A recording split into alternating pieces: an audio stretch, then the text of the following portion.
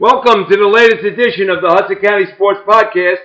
I'm your host, Jim Haig, and the Hudson County Sports Podcast is brought to you by the wonderful people at Stan Sports Center, located at 528 Washington Street in Hoboken. Telephone number there is 201-798-4466. And with me today is a very, very special guest who was he's probably Hoboken's favorite native son. Everybody who's in Hoboken knows him and loves him. He was a former football player at Hoboken High School, and then went on and somehow, and he's going to explain it to us, got involved in the sport of boxing, and both on the amateur level and the professional level, and he's now worked with several world champions, including the current world champion who just defeated Manny Pacquiao 3 weeks ago, Yordenis Ugas from Cuba, and it is my friend Butch Sanchez. Butch, how you doing today, buddy? I feel good, Jim. Yourself? I'm doing okay. Glad to have you. All right, and glad you could spend some time talking to me today. So, and we had very, very few podcast people that are involved in the sport of boxing. So you're going to shed a little bit of light. A little different than everybody else. But before we get into that, let's talk a little bit about your life growing up in Hoboken and whereabouts, what part of Hoboken did you grow up in, or what street did you live on growing up as a kid? Well, as a little kid, I grew up on 161 North Street. And then afterwards, when I was about 10, 11 years old, we moved to 917 Clan, which is very next to Columbus Park, next to Hoboken High School. Okay. All right, so Basically raised since I was 1 year old and became a Hoboken. I was born in Chicago. you were born in Chicago. See, there's something you learn something new every day about somebody. So, what was it? So are you Chicago's native son, or you consider yourself Hoboken? Hoboken all the way. Okay. Hoboken, like, lead and live Hoboken. My mom's still there, my aunts are still there, and I worked at the hospital, for 35 years. That's my only job. I was there since high school at St. Mary's, which is now Care Point. But Hoboken all the way. Okay. 100% Hoboken. Okay. All right. So talk a little bit about growing up in Hoboken, and what was that like for you as a kid? I know you're a little bit younger than me, but what was that like growing up as a kid in Hoboken and playing sports? And did you play all sports growing up? Did you play baseball, football, basketball? Well, you know what, Jim? I played minor league. We weren't good. Me and my brothers, there's 4 of us. We weren't good at baseball, but we played minor league. I played for Guys Myers, which was a big store in Hoboken, and my brother played for Honda Association. But we weren't good in baseball. I played my freshman year in football in high school, but I was always a boxing guy because my brother Eric was the best fighter of the family. My stepdad, who raised us, put us in boxing. He took us to Mount Gym on First and Grand, like 1980, and the rest is history. All right, but talk a little bit about, before we get to that, talk a little bit about playing sports as a little kid, like say playing in the streets or playing in the schoolyards and whatever. And how much did sports have a major part of your life as, say, a little kid growing up in grammar school and that type of thing? Well, for me and my brothers, everybody played football at that time. And we were on First and on North Street between North and Garden. That's where we grew up. And there, again, me and my brothers, everybody played that stick. We used to play the tops, the bottle caps, and all that good stuff back then. But it molded me. Hoboken done so much for me because it molded me into the person I am today, Jim. And then by that I say, with the teachers and again my friends that I had growing up, that's what really molded me into the person I am today. And I've been pretty fortunate to travel the world and had 6 world champions in boxing. So. Okay. Well, we're gonna get to that in a little bit of a heartbeat. But in you're talking about, let's say, as a little kid. Okay. Did you know early on that you wanted to be involved in sports? Did you say to myself, boy, I just love sports and want to be a part of it? And was that something that you always say dreamed about when you were a little kid? Yeah, you know what, Jim? It all started also with the Boys and Girls Club with Gary Greenberg. I remember. You went to the Jersey City Boys and Girls Club? Wow. Yeah, Gary Greenberg saw us grow up. We were one of the first ones, Jim, that opened up the boxing gym at that Boys Club. Okay. It was funny. It was a guy named Jose Cruz. He was the boxing trainer there. We were little kids there. And Gary was. And how about Mosquito? Well, nah, he came afterwards. Oh, he came afterwards. Okay, go ahead. Yeah, Lewis. You're talking about Lewis. Yeah. He came afterwards. It was Jose Cruz, who was a battalion chief with the fire department. He ran that. And Mike Shannon. You remember Mike? I know Mike very well. Yeah. Rock. That's right. So Mike had a group of guys, and Jose Cruz got his group. And we used to go there as kids. But that, you know what, Jim? That really molded us. It got us away from the streets and all the bad temptations. Those guys did stuff. I visited Jose recently. He retired and now lives in Florida. And I thank him so much for being a mentor to us. Okay. And we even went a little bit because, I just wanted to thank him for what he did for us. A lot of people don't realize those guys are real heroes.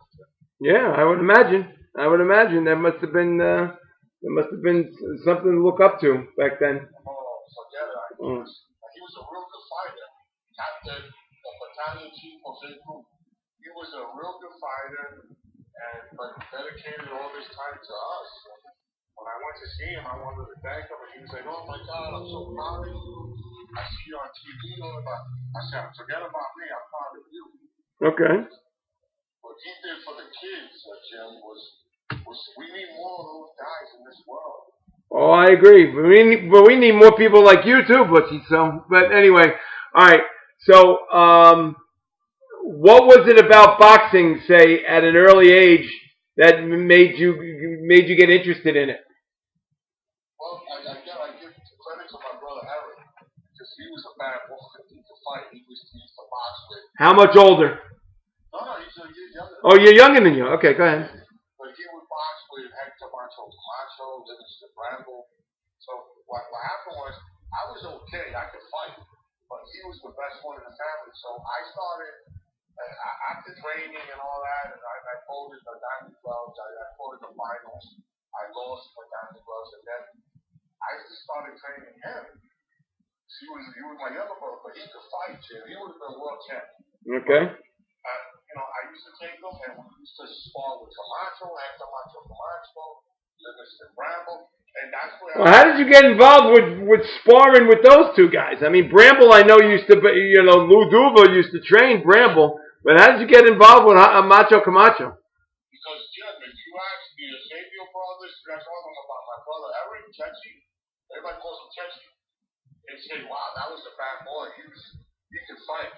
He would have been world champion. He just quit on me and just didn't want to do nothing with boxing anymore. But I got my heat with him, Jim, because I started training him, and I would be hard on him. Me and him used to spar every day at the house and knock everything over. And my mom would go bananas. But me and him would spar 30 rounds every day. Wow. I was bigger than him, but me and him would go at it. Okay. I'm telling you, it was. But I got my heat with him. All right. I started training him, and I had the gift, Jim, of being able to motivate. Well, that's good to know. All right, but before we go into your boxing career, you played football at Hoboken High School, correct? Yeah, but I only played my freshman year. Oh, you did? Oh, okay. I thought you played all 4 years. No. No, you know who played? My brother Eric and the police officer Ellie, the one that lives in North Arlington. Oh, okay. They played PAL. I stood in boxing, but I played only my freshman year, and then after that, I was straight to boxing because I love boxing. I wanted to do boxing, and again, my gift Was that your favorite sport growing up as a kid? Did you? Yeah. Yeah, I have posters, all the posters, Jim, all the old posters I had in my room back in 1978 till I moved out of my mom's house. We lived in 917 Clinton. I had posters all over. I must have had 30, 40 posters. Wow. All right. Who were your favorite fighters when you were watching growing up as a kid? Butch Sanchez, Yordenis Ugas. I loved Sugar Ray Robinson. Sugar Ray Robinson to me was the best fighter of all time. Because if you look at him, Jim, he was like an old time, the 1950 fighter, fighting like a modern day fighter. Yeah. And he also fought into his 40s. I mean, like back then that was crazy to think, but he did. Bad boy. Yep. I admire that guy. That guy was. But and even now, Jim, if you come to my house now, you will see all the credentials. But that's me now. Yeah, that's your life. But I'm talking about growing up. Was was Alexis Arguello your favorite, or was it Salvador Sanchez? Who was your favorite? Salvador was my favorite, but I thought Sugar Ray Robinson was the best fighter we've seen. Wow. Sugar Ray Robinson, yeah. No, that's great. All right. So you knew, say, as a teenager, that you wanted to be involved in boxing, but you wanted to be involved as a fighter. You wanted to be a fighter yourself, correct? Yeah, because I did fight. I was more of what they call a gym rat because since I was heavy, Jim, I always had problems fighting puppies. Okay. So we used to go to the shows, and and the amateurs is different than the pros. The pros, you know who you're gonna fight. Right. The amateurs, you don't know. So I used to show up to the shows, and I was always a fat little kid, and my dad would laugh because he goes, "I don't think there's nobody here for you." I would get upset just because there was nobody there for me. I was too happy. Nobody there for you. That's terrible. All right. So. My brothers would all fight. My brother Elliot, Chechi, Eric, they always found matches for them. But I was always the odd kid. I was a little chubby kid, and I couldn't find. They wouldn't find matches for me. So I would just be in the gym sparring. I used to spar with all the guys, but I didn't find fights because I was heavy. Okay. And what years is this roughly? Like say the late 70s, early 80s, in that realm? Exactly. Yeah. Okay. I got a trophy here from 1981 that we did an exhibition, Miles Square Gym versus Hoboken Gym. Hoboken Gym was. So there were two gyms in Hoboken at that time, Miles Square and Hoboken. Wow. Yeah, Miles Square was on Grand Street, and Hoboken was on 4th and Washington, where it was Alcerdo. Oh, that there's the man. Yeah, Alcerdo was a good friend of mine. That was my boy. Yeah, good man. Good. He passed away. But Yep. I had brought him as a guest to on Fight Night one year. He showed up, and that was really nice. Yep, very very good man. Al was better known as a tailor in Secaucus, but boy oh boy did he had his finger right on the pulse of professional boxing. Al didn't have no strings. He would tell you what he saw, and that was it. And unfortunately, that didn't put him in great regards to a lot of people. There were people that are in the fight. You're like, don't put Lou Duva and Al Soto in the same room together. Wow, the sparks would fly. Yeah, that was tough. There was no. There was 2 gyms in Hoboken back in. See, I never knew that either. See, ever since I started doing this podcast, I've learned something new every single day I do one. And here's one that I never knew that there were 2 gyms in Hoboken. I never knew. Yeah. Do you remember the guy Nino Gonzalez? Sure, Nino he was from Bayonne, but yeah. He trained at the Hoboken. He trained on Washington Street. Right. With Bobby Rooney and all those guys. Oh, but Bobby's still kicking around in the sport. He's still around. He's. I think the son is around. The father died. The one I'm talking about died with the heavy mustache. Oh, okay. So you're talking. I'm talking about the son. The son, that's my boy too. He's a good guy. He's a real good guy. Yeah. And his brother, God rest his soul. Yeah, Sean was one hell of a basketball player. Again. Oh, he was a big guy. Yeah, he's 6'8" and could play basketball really well. Played at St. Anthony's, and then he went to Duquesne University out in Pittsburgh, and he was a D1 basketball player. He was on those great St. Anthony basketball teams. Sean Rooney. We used to make fun. Bob Hurley used to the legendary Hall of Fame coach Bob Hurley used to talk about if somebody did wrong, then they were quote in his doghouse.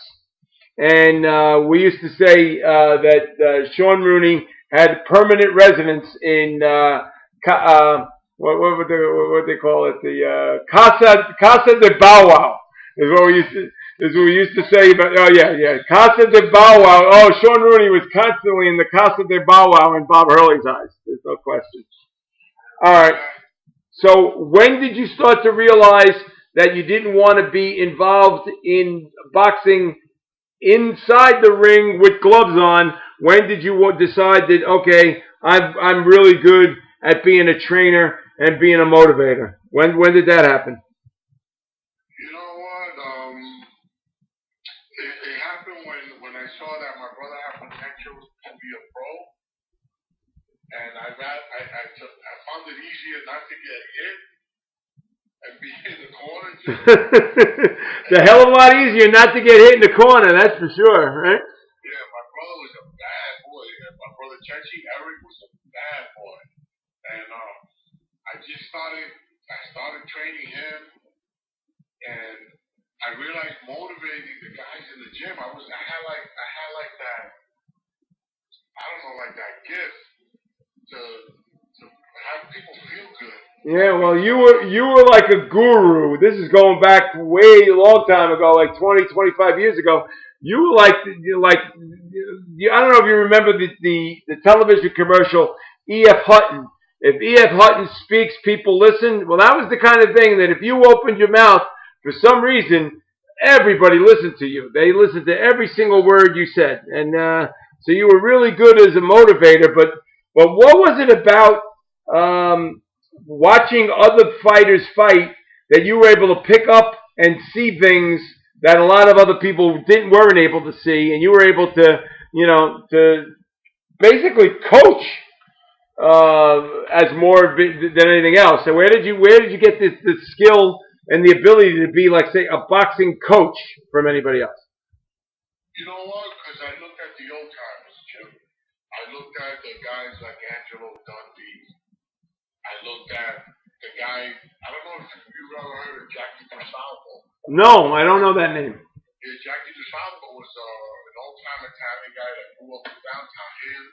Also, all the old-timers, I looked at them and I looked at how they coached and how they talked to their fighters. And they talked about you got to understand them. You got to try to get inside them. Every fighter is different. You can't talk to everybody the same. That's one. Two, to be a good motivator, it's not screaming. No. It's knowing what you're talking about. And if you could communicate, if I could tell you, Jim, if you can walk a little to your left, you're going to take away hip pain. And then when you do it, Jim, if it takes away hip pain, you're like, shit, this guy is right. Mm-hmm. So I had that gift, not to tell you to throw a jab, but if I tell you bend your knee a little bit and throw it, and then bring it back and move your head and this and that, and you see it, you're like, wow, this guy is not only motivating, but what he's saying is the truth. So I find that to be very intriguing, and I got it from the old time trainers. Angelo Dundee, those guys were good, Jim, at what they did. Right. Angelo Dundee never fought in his life. Never. Never fought in his life, but was a good.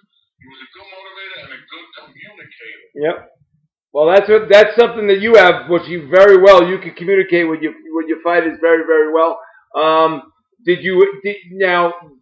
going back to you're all of a sudden okay. I don't want to get in the ring anymore. I want to be on the outside looking in. How old were you then? Say, were you in your early 20s? And did you say to yourself, okay, this is go ahead? I was young because what happened was, Jim, Nelson Fernandez was like a dad to me. He took over. He started signing pro fighters early on. It was like 1980. I don't know, 84 or something like that. He started signing pro fighters, and it could have been as the years went on. You know, me and him developed a real close relationship. Me, him, and Angel, and it was in 1990 we started training pro fighters. Wow. Okay. So before that, were you doing like say amateurs? Were you like, and was it both in both Hoboken clubs, or were you was it strictly maybe the boys club? Where were you that you were doing all your training? When we started doing most of the amateurs was at the once we turned over to Patterson, and there we started training some amateurs, and then we went on to the pros with Nelson. And in 1994, we had our first world champ. Okay, no, don't go into world champs yet. Let's go. Let's worry about like say your first pro fighters. Who were your first pro fighters that you were dealing with? Say back in the late '80s. Who were some of those that you were working with that gave you a little taste and said, okay, I could do this? Yeah, he signed some guys. Wilson Pacheco. We had Tiger Martinez. I remember Tiger. And those guys we started bringing along and becoming more familiar with the pro ranks. Going to Schenectady, New York, and doing local shows in this area. Weren't you involved with Don Elbaum at all? Didn't he used to be? Don Elbaum went to Peru with him. Yeah, but I'm going back when Don Elbaum used to put together those pro cards in the Hilton in Secaucus and in Schutzen Park and all the local little areas. You were involved in a lot of those. You had a lot of those fighters, right? Going back to like the late '80s when I first met you, right? Yeah, Don Elbaum is a funny guy. Yeah. He's a funny guy, Don. Yeah, but didn't he start to promote cards up here? He used to have his own shows, right? And in like say the one time he had one with Nino. You mentioned Nino Gonzalez and Livingstone Bramble, and there was the Ice World in Totowa. Oh yeah, that was Luduva used to have those. They had the Ice World, yeah. Now Don Elbaum at one time, Jim, was doing the most shows in Atlantic City, but he also did shows that we were part of in Schutzen Park. Right. And he did one at Union City High School on 39th Street. He would do any little local show. Don would never turn down. He was a good friend with Nelson, and we would do shows with him in Atlantic City. And those were good cards. You would get like talk a little bang for your buck if you bought tickets for like say I don't know $15, right? And you got to see 10 fights in like some of them were 4-rounders, but hell, you got to see 10, 12 fights in the span of a night. That wasn't and there was good competition, really good competition. Those guys, Don was in boxing, and still he went to Peru with me like in 2015. Oh, really? That long ago? Okay. Yeah, it wasn't that long ago. He went to Peru with us. He went to Lima because we did a show out there, and we took him because he was interested in doing shows out there. He wouldn't turn nothing down, but he flew out with us and he saw what we were doing out in Peru and Lima. Okay. But we know Don. Yeah, we know Don. He gave me a heavyweight to train one time. Who was that? Do you remember? Giuseppe, Joe Giuseppe, Italian kid from Virginia. Oh, okay. And he gave me that kid, so we trained him, but then it didn't work out.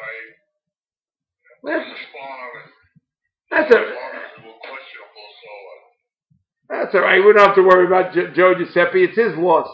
So I mean, so back then, now you already knew that it was part of you. It was in your blood, right? There was no, like obviously. I loved going to the gym. I wasn't getting hit anymore. It was great, Jim. I used to go to the gym before, and I would smell the leather in my nose because I was gonna spar, and I was like, damn, I know I'm gonna get hit today. So once I left that, I love the training aspect, and again, I love to motivate, and I love to see the improvement of my guys. And then we had a great team, Jim. Our team, we lasted like almost 35 years together when I was in an Angel. It was crazy. All right, now talk a little bit about how tough was it for you to juggle. Yeah, obviously you couldn't make a living out of being a trainer, so you had to make a living working in a hospital. So, I mean, how difficult was it for you to have those long days where you would go, you'd work for 8 hours and then you go to the gym for an additional 10? Those were long, tough days, weren't they? Yeah, it was tough, but you know what, Jim? Like the boxing, which I'm so grateful for my stepdad that put us in boxing, and he rest in peace. But I owe so much to boxing, Jim, that it was tough. I would do 8 hours at the hospital. I did security / transportation, but that was good. I did 8 hours. It wasn't a tough job. But then when I would go to the gym, I loved hearing that bell, the sweat, the sparring, and I had good fighters. I was blessed with good fighters. I was just with Jerry Cooney on Saturday, and we were talking about all that stuff. So it was like, Where'd you see Jerry Cooney? you know, we had the celebration of life for Mike Nesta, the Port Authority Inspector General, who passed away, and the wife had a ceremony for him at the Port Liberty restaurant. Oh yeah, okay. Mike Nesta was a big dog for the Port Authority Inspector General, Internal Affairs. He passed away. He had a brain tumor. Oh, that's sorry to hear. Yeah, but he always was in the gym with us, Mike Nesta, and Jerry used to come and spar with all of them. You know, play around with them. Jerry was really good. Yeah, no, Jerry never turned his back on the local fighters, and especially ever since once he moved to New Jersey, he became a real big supporter of New Jersey fighters. He was really big. You'd see him at all the clubs. That's my boy. You know, he's got our show too. I did his show last week. He's got a show on Sirius, the internet thing, Sirius. Oh, does he really? Yes, on Sirius XM. Yeah, him and Randy Gordon on Tuesdays and Thursdays. Oh, Randy Gordon's doing it too as well?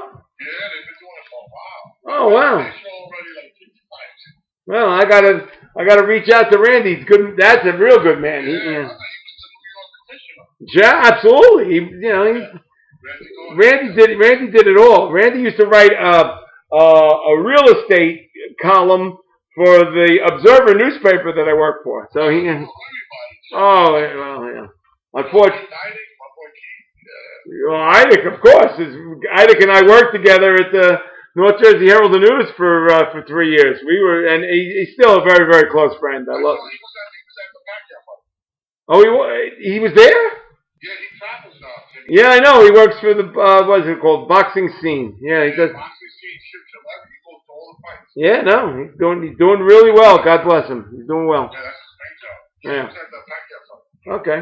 All right. Well, anyway, so let's talk a little bit about. Do you remember who was your first big time boxer that you caught on at a very young age with him, and you moved up the ranks with him? Who was the first one? The first one was our first world champ. There's no question about it. That was Hector Sanchez. Okay. We might have had. And what weight class was he from? He was a junior featherweight, 122 pounds. Wow. Okay. He And where is he from? What country? He's from Santo Domingo. Santo Domingo. Okay. And he moved up the ranks and became a world champ. He moved up the ranks. We probably did like 9 fights before we did the world title fight with Tracy Harris Patterson, Floyd Patterson. So stepson, yeah. And they had a great corner. They had Teddy Atlas. Yeah. They had Floyd Patterson in there, and we were able to beat them. That was one of the upsets of the year in 1994. Okay. That was our first world champion in Bally's, Atlantic City. Wow. You give him on ESPN too, right? Huh? ESPN. It was was a rising star, and nobody would have ever expected him to lose. And lo and behold, he lost then, and then his decline happened real fast. He was like out of the sport in about 5 years, and it was done. It was sad because afterwards, after that fight, him and the father never talked again. Is that true? Really? Wow. I read that it had I don't know if it was because of the loss, but after that fight, they never talked again, and then Tracy, the father died, Floyd died. Yeah, Floyd died. So, all right, we're going to be back with more with my friend Butch Sanchez and talk a little bit about now his championship years coming up after just this word from Stan Sports Center. And Stan Sports Center is your local full-service sporting goods vendor and authorized team dealer. They offer quality products and dozens of brands to outfit your team top to bottom. Stan's has proudly been supporting the local community since 1946 and is your one-stop shop for uniforms, equipment, online team stores, and much more. Locations in Hoboken, the home of Butch Sanchez, and Saddlebrook, and servicing the entire tri-state area. Visit them on the web at StansSportsCTR.com, Stans plural, sports plural, CTR.com, and check them on social media for their latest creations. That's Stans again, Stans plural, sports plural, CTR.com. And the telephone number there is 201-798-4466, located at 528 Washington Street in Hoboken. And if you mention the Hudson County Sports Podcast, and you mention that you listen to the Hudson County Sports Podcast with Butch Sanchez, you'll get 10% off anything that's on the store retail. That's not bad. 10% off just mentioning the Hudson County Sports Podcast. So check it out and make sure you go down and say hello to my friends down at Stan's, Danny and Todd and the immortal Louis DeJudas. Louis Del Judas. Louis Del Judas. Okay, those are my men down at Stan's. If you mention them, they'll give you 10% off. Not a bad deal at all. So Stan Sports Center has been the proud corporate sponsor of the Hudson County Sports Podcast, and we're very, very lucky and glad to have them aboard. All right, we're back now with the second half with my interview with Butch Sanchez. And Butch, talk a little bit about now you got one world champion in your ranks, and how much did that open the door for you to get others? Well, it opened the door, Jim, because once you get a little hot, a lot of the fighters want to come and train with you. So having Hector as the world champ opened the doors, and from there we trained the Colombian Baby Spinoza, who beat Rosendo Alvarez, and that was Freddie Roach. Freddie Roach trained Rosendo Alvarez, who was a tough little guy from Nicaragua. Okay. And we wind up beating him because on that show, Jim, we were supposed to have Andrew Six-Head Lewis fight James Page, but Page didn't show up. So that fight. Page didn't show up. He didn't show up for the fight? He didn't show up for the fight. That was a little crazy. Oh my God. Yeah, they postponed it, but then we had our little guy step in. It was the night that Holyfield fought Johnny Ruiz. Oh God. And we wound up upsetting Rosendo Alvarez and Sonny Roach on that side. We wound up beating them. And who was the guy then? Baby Spinoza, Colombian guy. Baby Spinoza. Okay. Yeah, 108 pounds. Okay. I weigh 108 pounds. My left leg weighs more than 108 pounds. I was born 108 pounds. Yeah, I was 5'11", 250 when I was born. So, I come out of the womb, I went right to 5th grade. Yeah. So we wound up upsetting that night. It was a great night for us. Baby Spinoza, huh? I'm going to have to look that one up. Okay. Yeah, Baby Spinoza, we fought on Showtime. All right, did he win he didn't win the championship. Was he a world champ? No, we won that night. We beat Rosendo. Rosendo was the world champ. Okay. It was the WBA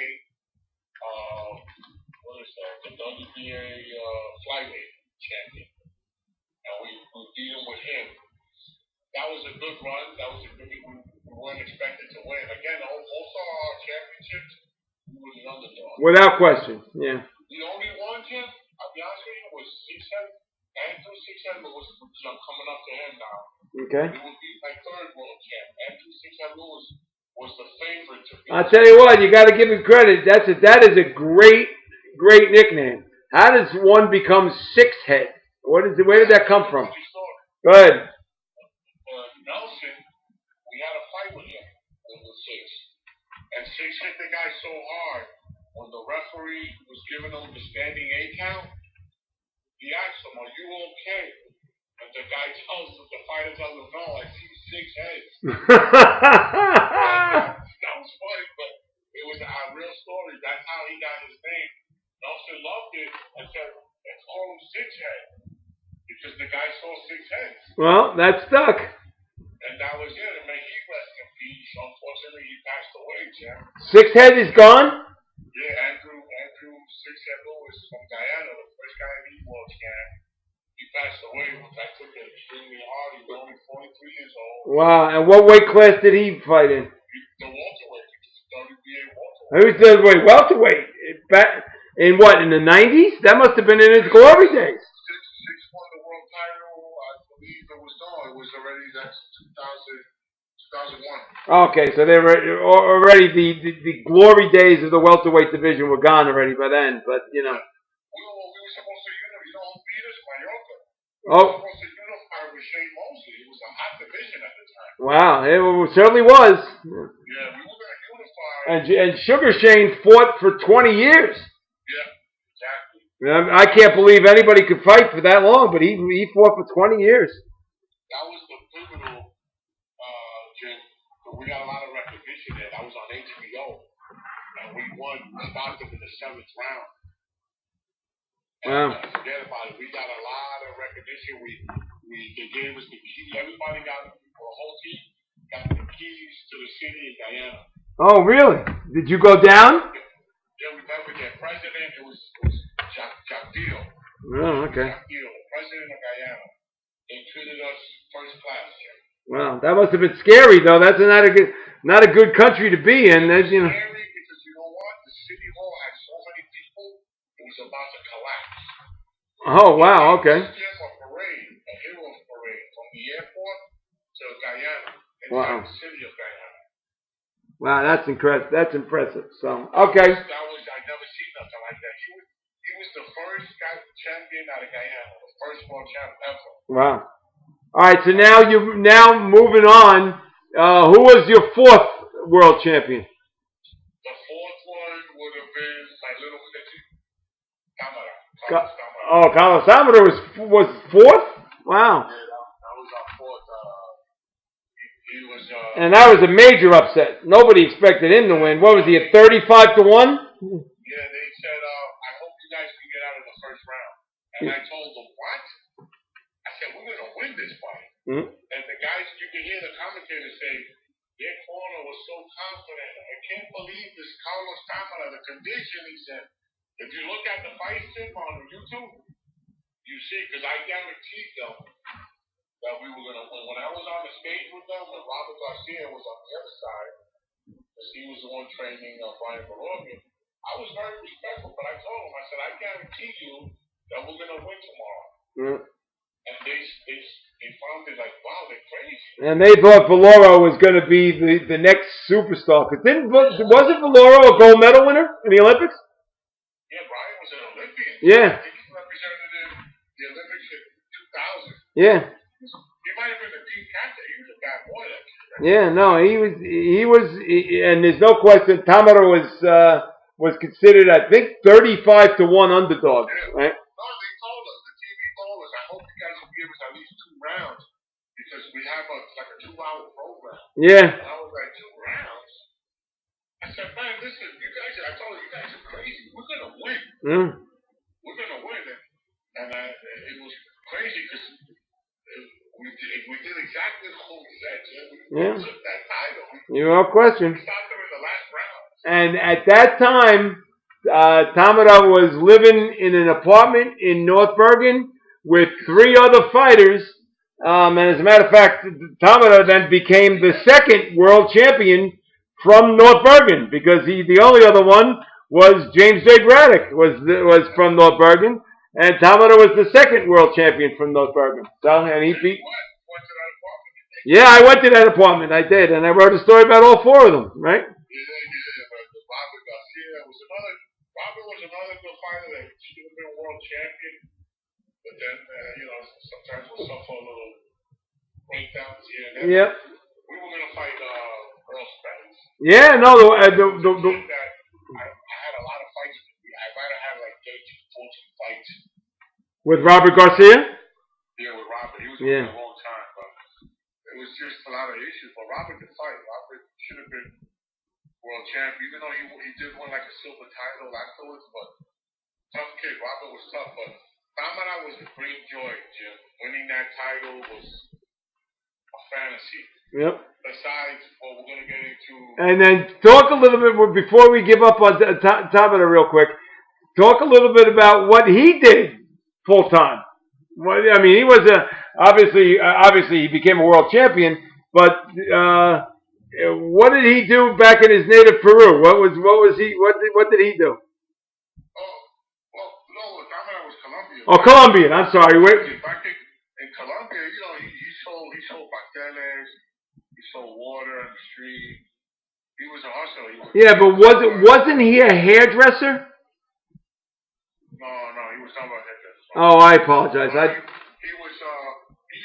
vendor. He was a little peddler and sell stuff. Actually, he did it here just before he became world champion.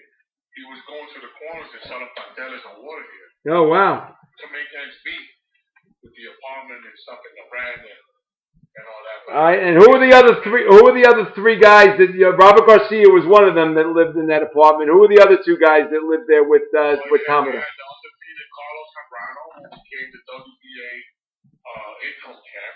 Okay. Another champion of mine, and Juan Segarra. Juan Segarra. Oh. Who was an undefeated junior welterweight we had that was 14-0. Yeah. At that time, I remember writing a story about the four of them together. Their pro career records was something like 73-9 between something like that. I can't remember exactly. But that was a winning apartment, and the four of them, and I even joked with them.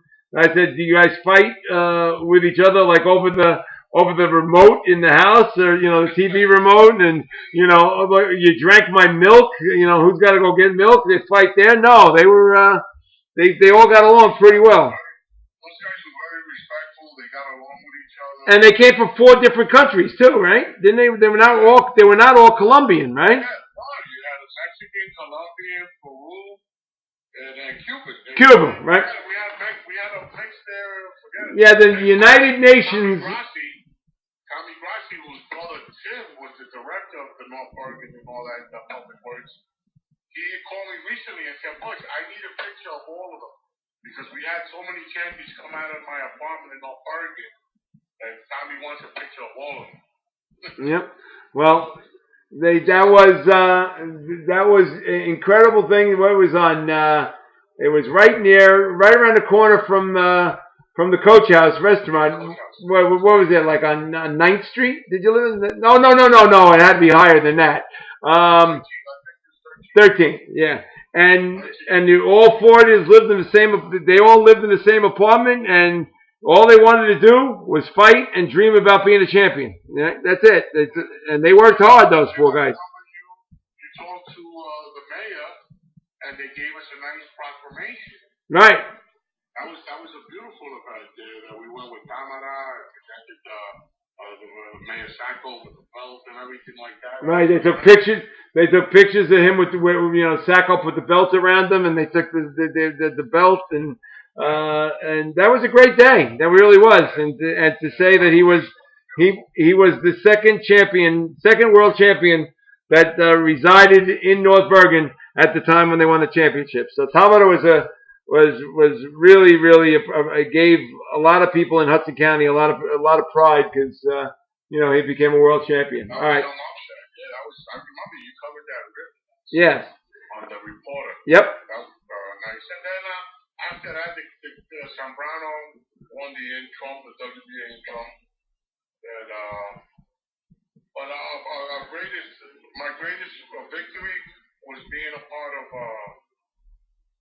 Ugas. Yep. Ugas. Yeah, that's your latest, and Yeah, this was by far our biggest win, Jim. It was pay-per-view, and it was funny because we did a pay-per-view with Andrew Six and Louis from Mayorga, but this was our second pay-per-view with Yordenis Ugas and of course the legendary Manny Pacquiao. now talk a little bit about. First of all, talk a little about. It was Ugas' title. It wasn't Pacquiao's title, right? Ugas was risking his title to face Pacquiao, right? Yeah. Even though nobody thought that he had a chance to beat Pacquiao. Now, so talk a little bit about Ugas winning the title and how did that come about? Well, that was funny because every time he calls me, Jim. Remember, I had Ugas in the apartment for like 4 years. Ugas was here with me. Physically, he's not with me anymore. He's now in Vegas. No, because he's got money. He doesn't need you anymore. But where was he living? He was living in North Bergen too. Yeah, he was in the apartment. In that same apartment. Yeah, that same apartment. See, I didn't know that. Right? Yeah, he was there. So wait a minute. Is he part of that picture that I took all 4 of you outside in front of that? Is he there? No. No, he wasn't there then. Okay, so anyway. He came after Tamara. Okay. He came after Tamara, but he was there, and then we had fun. But anyway, the way the main fight came about, he calls me on FaceTime, and he said, "Coach, you sitting down?" I said, "Yeah, what's up?" He goes, "You wouldn't imagine what just happened." He goes, "Fabian Madonna hurt his eye, and Earl Spence fails the eye exam. He has a problem with his retina." Right. He goes, "We're fighting Manny Pacquiao." I said, "Get out of here. Stop playing with me. You're always joking with me." Then he got like a little sentimental. I was like, "Holy shit." So he goes, "Could you fly out? Because he wants me to be in camp with him." Okay. I got a little sick, and I just can't breathe like that anymore, Jim. Yeah, no. Because of my kidney problems. Right. So I said, "Oh, guys, I can't just go like that." But anyway, we got the Manny Pacquiao fight, and everything all hell broke loose because we were already training for Fabian Madonna, so he was already in shape. But getting an opportunity to fight Manny Pacquiao, man, everybody wants that opportunity, And he was so motivated. He would send me all the sparring so I could be, to give him that constructive criticism. And I got all the sparrings. He sends me all the sparrings all the time for all the camps. And hopefully when I get better, I'll be able to spend more time with him in training camp because he always wants me around. Okay. So he's actually coming in Friday, Jim. Oh, that's great. All right, so now talk a little bit about how did you get hooked up with Ugas? Who hooked you up with him? My original Way back when? Way back when? Because you've been with Ugas now about 6-7 years, no? Yeah, about 8 years. 8 years. Okay. Yeah, you're right. Because when they sent me him, he's here in America like 10 years. When they sent me him, he only had like a year. All right. So how did you get hooked up? And do you have somebody who sends you these fighters that are looking for trainers? And so explain how that all takes place, Butchie. How does that happen? Well, the way it happens is once you establish your how do you call it? Your reputation. Your reputation. I had a guy, this guy had a lot of money from Florida, Eddie Marines. He used to fly in private jets and all that. So he calls me. He goes, "Coach, I got a kid, a Cuban kid. He's an Olympian, 2004, bronze medalist that should have took gold because the guy that beat him, he had beat already 4 times. Yeah. But he took bronze. That was an upset because he was supposed to take gold and be the fighter of the Olympics. Yep. He was a total disaster. He took bronze. So Eddie calls me, and he goes, Butch, I got a kid, and he just lost. He shouldn't have lost, but he lost. He lost a split decision. Because I got to get him out of Miami. Are you willing to take him? I said, shit, with those credentials? I said, hell yeah, Eddie.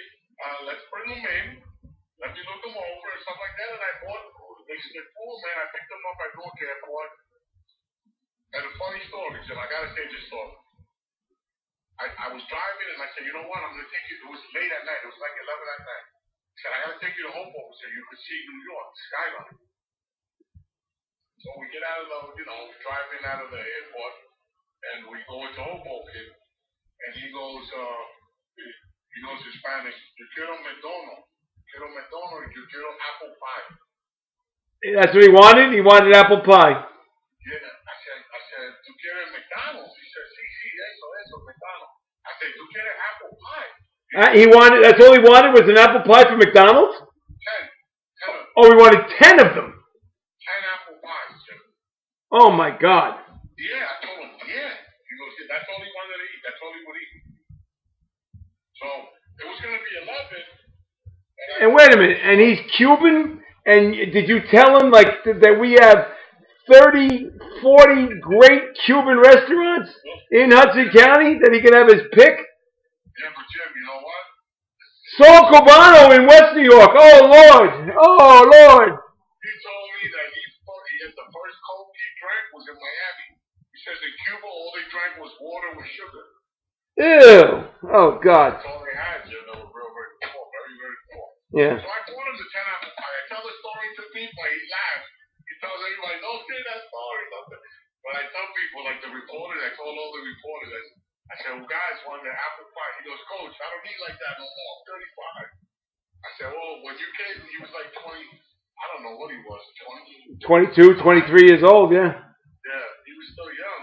I got the pictures of when he first came in with me. Yep. So he wanted 10 apple pies, and that was it. But we started training. This kid could fight, yeah.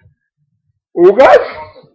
Right off the bat. Oh, please. He had 400 amateur fights. Yeah, no, I know. And he also is an absolute brick shithouse. I mean, he, like it's scary, his body. Like when he takes the shirt off and you say, whoa, yeah. That's right. You see how we see him firsthand.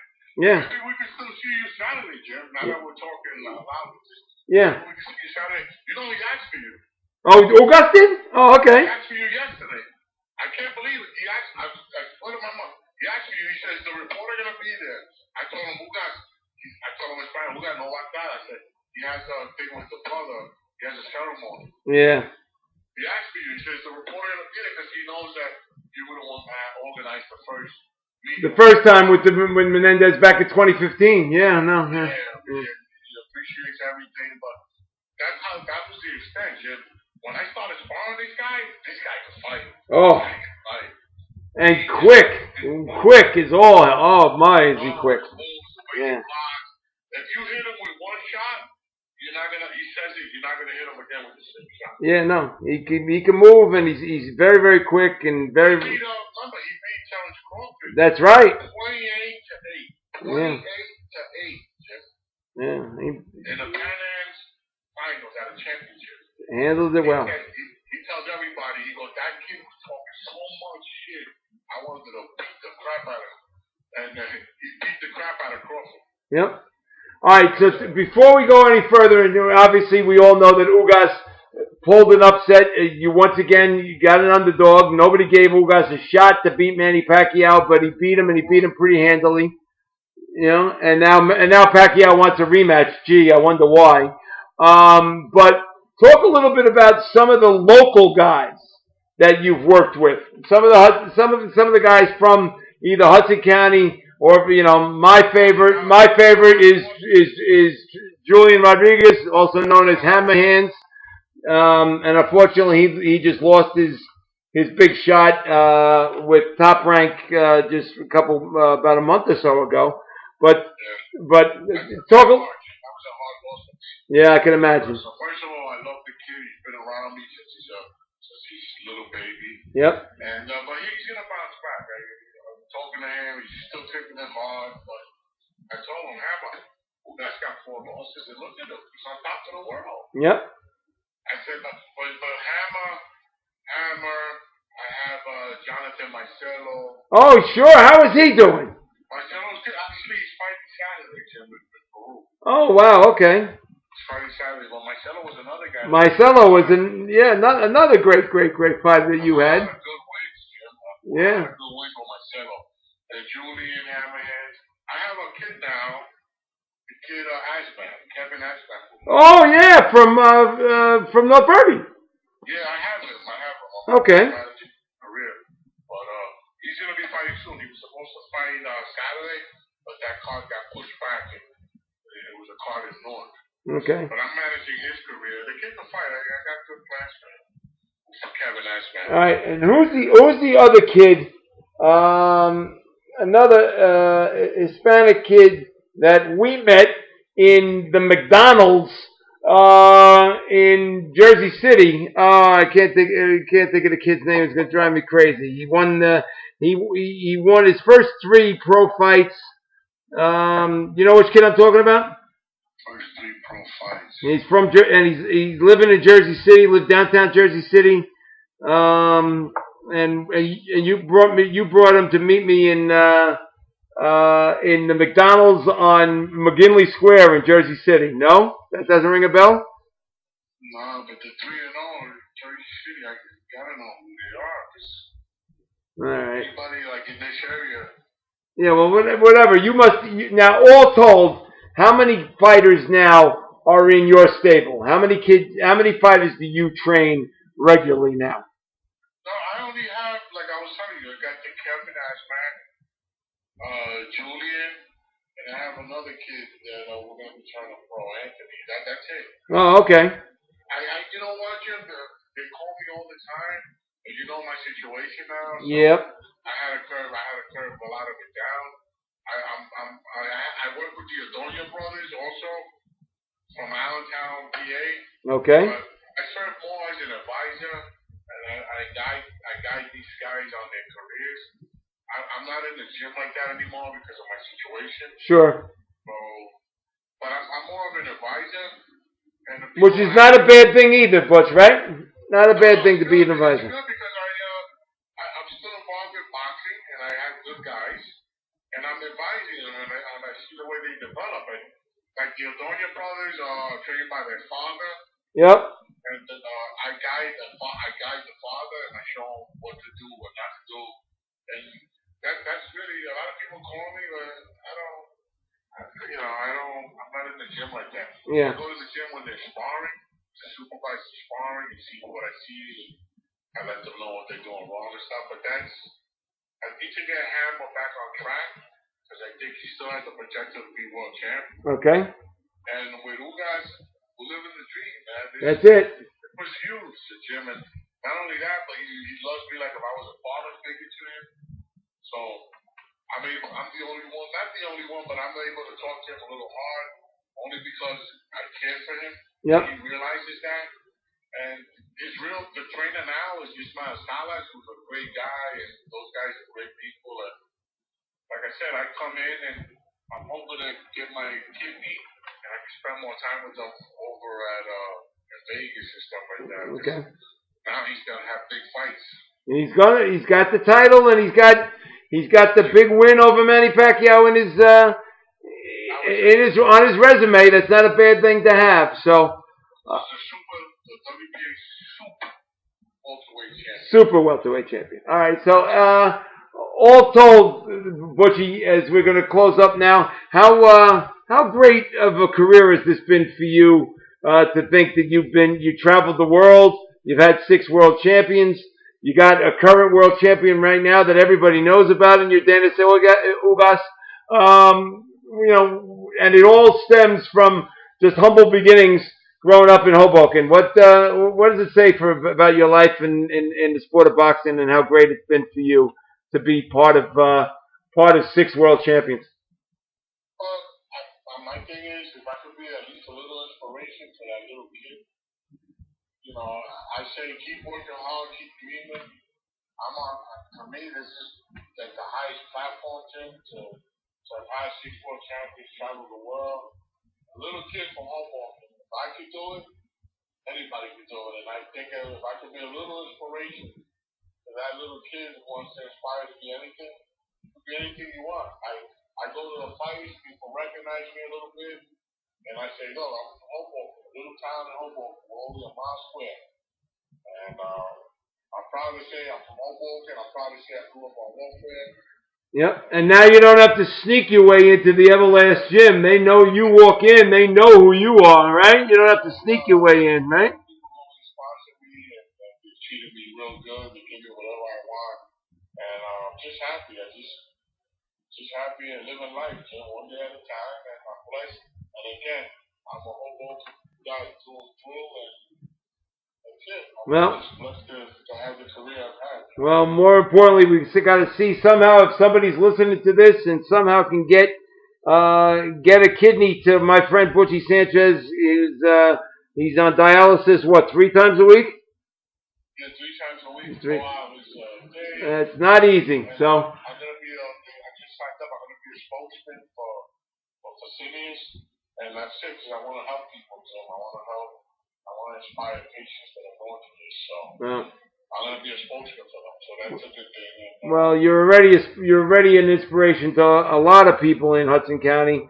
And I'm proud to call you a friend, and I'm glad that you're doing as well as possible, and that right now you got a world champion in your stable, and that's not a bad thing to have either. So, Butchie, I really appreciate you taking the time to talk to me today, and I will definitely see you soon enough. There's no question. Yeah. All right, Jim. Thanks, and God bless you, bro. All right, pal. You take care.